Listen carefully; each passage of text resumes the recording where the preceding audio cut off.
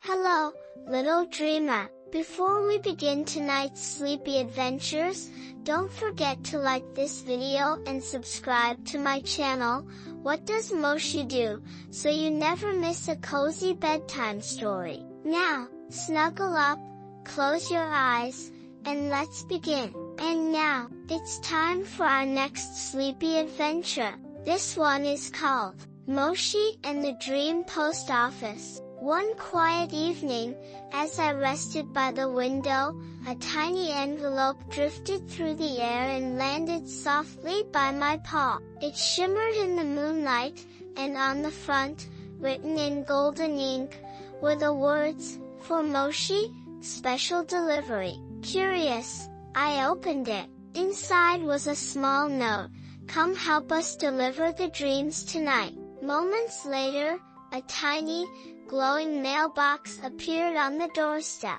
Without hesitation, I stepped inside, and that's when the adventure truly began. Inside the magical mailbox was the Dream Post Office, a cozy little building floating above the clouds. Shelves lined the walls, filled with glowing letters and packages. Each one contained a dream, wrapped up and ready to be delivered to someone who needed a little extra rest tonight. Tiny owls sorted the mail, and gentle mice wore tiny postman hats as they carefully organized dream deliveries. "Welcome, Moshi," one of the owls hooted softly. "We could use your help tonight.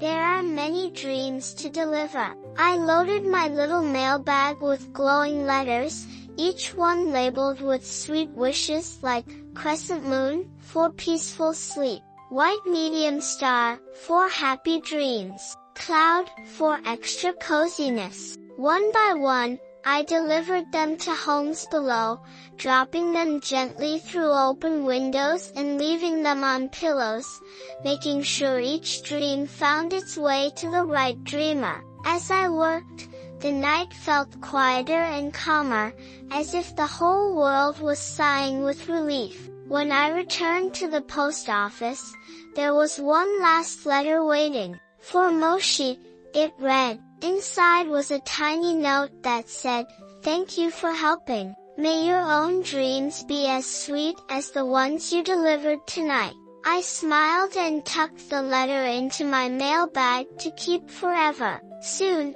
I was back home, curled up in my favorite blanket, and just before my eyes closed, I thought about all the little dream letters floating quietly through the night. Maybe tonight, one of them will find you, too. And now, it's time for our next sleepy adventure.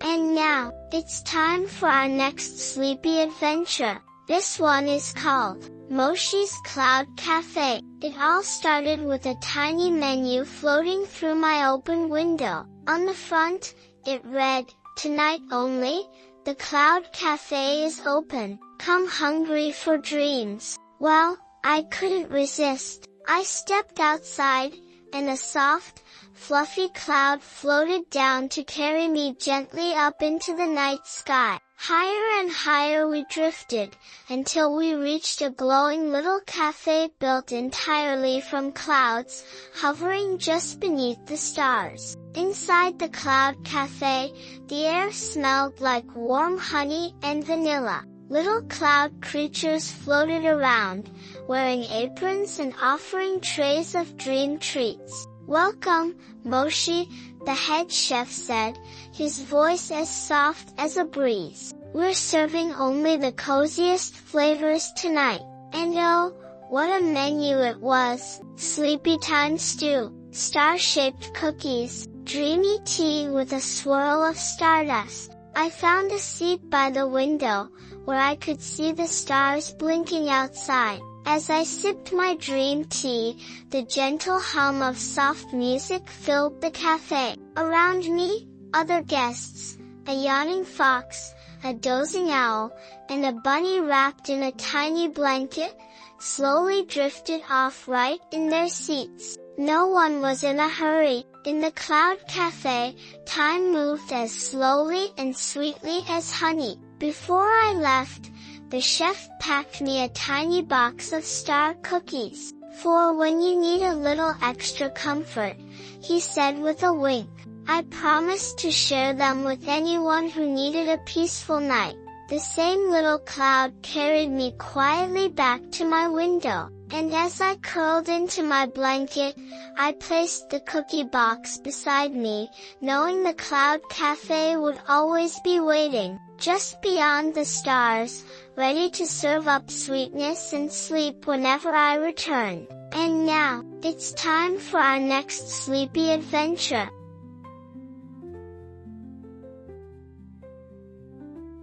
And now, it's time for our next sleepy adventure. This one is called, Moshi and the Sleepy Clocktower. One quiet evening, as the sky faded from soft orange to deep blue, I noticed a gentle tick-tock, tick-tock echoing through the night. The sound wasn't loud, but it felt important, like the night itself was keeping time. Curious, I followed the slow, steady ticking all the way through the village until I found the tallest clock tower I had ever seen. The tower stretched high into the sky, its golden clock face glowing faintly in the moonlight. But unlike ordinary clocks that move quickly through the hours, this one moved slowly, sleepily, as though it was helping the whole world wind down. Just as I reached the base of the tower, a tiny wooden door creaked open, and out stepped an old, silver-whiskered cat wearing round glasses and a cozy scarf. "Ah, Moshi," he said in a whisper, as if even his words didn't want to disturb the night.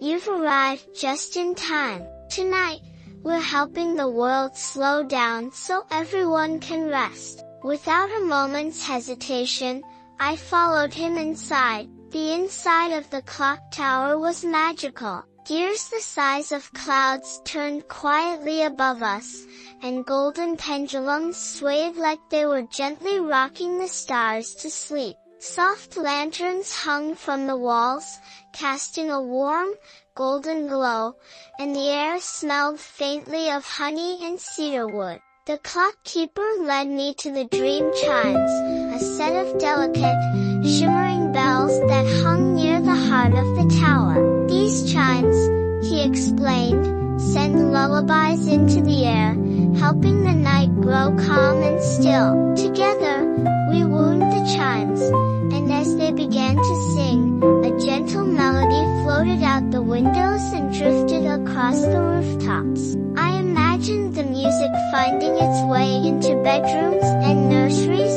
wrapping sleepers in cozy dreams and peaceful sighs. As we climbed the spiral staircase to the very top of the tower, the ticking of the clock grew slower, and slower, and slower, until it felt like time itself was starting to yawn. "You see," the clock keeper said, "when the world moves too fast, we give it permission to pause.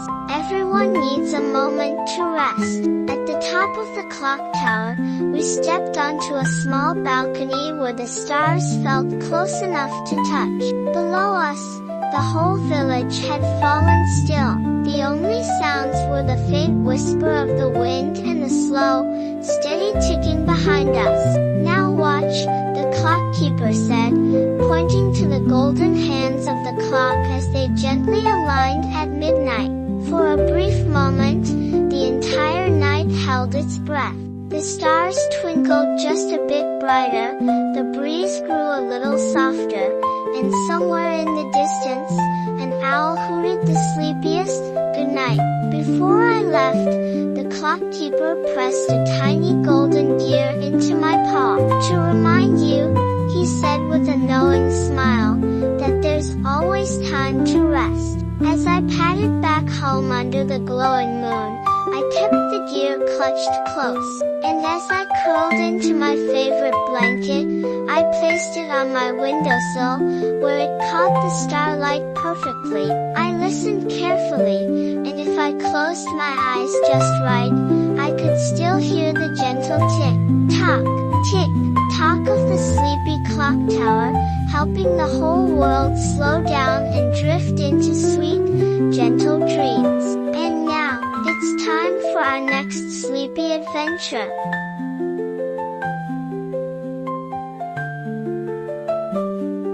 And now, it's time for our next sleepy adventure. This one is called Moshi's Nighttime Paintbrush. One evening, as the sun was setting and the sky began to darken, I found a small, wooden box on my doorstep.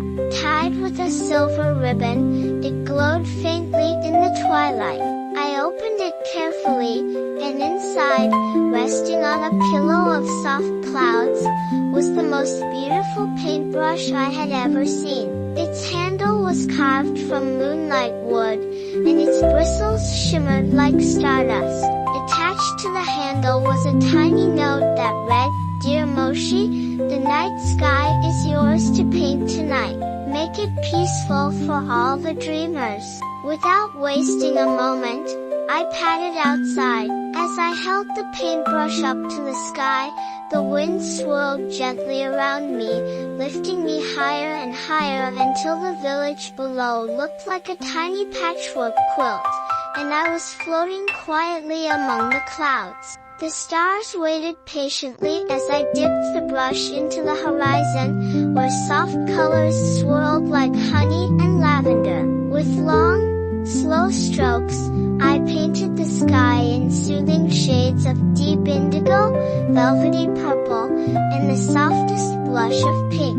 As I worked, sleepy animals below began to yawn and curl into their blankets. Windows glowed with the final flickers of candlelight as children tucked themselves into bed. The world was getting quieter and sleepier with each gentle brushstroke. I painted wisps of clouds to drift lazily across the sky, and I dotted the heavens with tiny, twinkling stars. With one final sweep of the brush, I added a silver glow around the moon, wrapping it in a cozy halo, so it could keep watch over us all through the night. When I finished, the sky looked perfect, calm, quiet, and ready to send everyone into peaceful dreams. As I floated gently back down to earth, I noticed a group of fireflies waiting for me. Together, we placed the magical paintbrush back into its wooden box, knowing it would be ready the next time the night needed a little extra care. Before heading inside, I looked up one last time. The stars twinkled softly, as if thanking me for the beautiful colors, and the moon gave a slow, sleepy wink.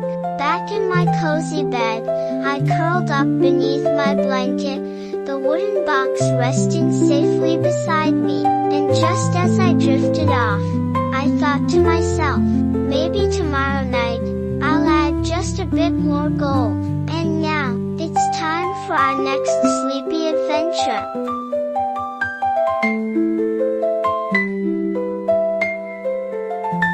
And now, it's time for our next sleepy adventure. This one is called Moshi and the Gentle Giants.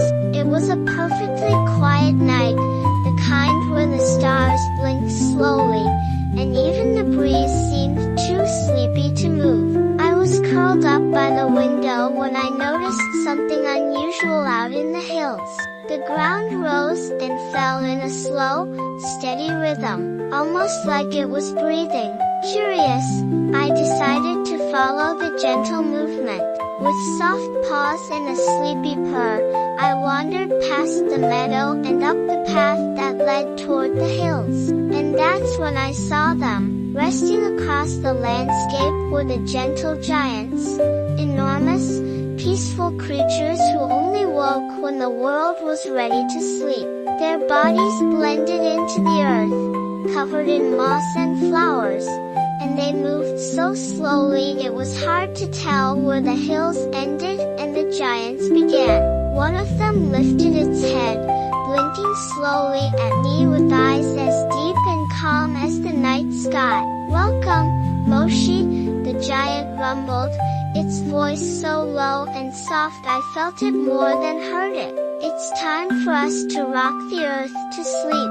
Without hesitation, I climbed onto the giant's back, finding a spot as soft as a pillow made of moss. From up there, the whole world felt quiet and small, as if everything had been gently tucked under a cozy blanket. "Would you like to help us?" the giant asked. And of course, I nodded. The giants began to sway ever so slightly, rocking the hills back and forth in the slowest, sleepiest rhythm. With each gentle movement, the trees shushed their leaves, the lakes smoothed themselves like glass, and the winds drifted into soft hums. Together, we rocked the night into stillness. Far below, I watched as the village lights flickered out one by one, little ones snuggling into their blankets and parents sighing as they finally rested their eyes. Even the animals, tucked into their burrows and nests, seemed to feel the slow, steady comfort of the gentle giants keeping watch. As we swayed, the stars above began to glow just a bit brighter, as if they, too, were watching the giants at work. The moon drifted lower in the sky, casting a soft silver glow over the land, and the night settled into its quietest, coziest version of itself. When the time came to stop, the giant lowered its head and whispered, "Sleep well, Moshi. You've helped us make the night a little softer." Before I left, the giant handed me a small stone, smooth and warm from resting on its back. "Keep this by your pillow," it said. "Whenever you hold it, you'll remember that the world is always being gently cared for, even while you sleep." I patted home slowly, the stone tucked carefully under my paw, and as I curled up under my blanket, I could still feel the rhythm of the giants, swaying quietly beneath the earth in the night into the sweetest dreams. And now, it's time for a long, deep breath, and the coziest sleep. Thank you for joining me on tonight's Cozy Adventures. If you enjoyed these stories, don't forget to like this video and subscribe to my channel, What Does Moshi Do, so you never miss a new sleepy journey. Until we meet again, close your eyes, rest well, and dream sweetly. Good night, little dreamer.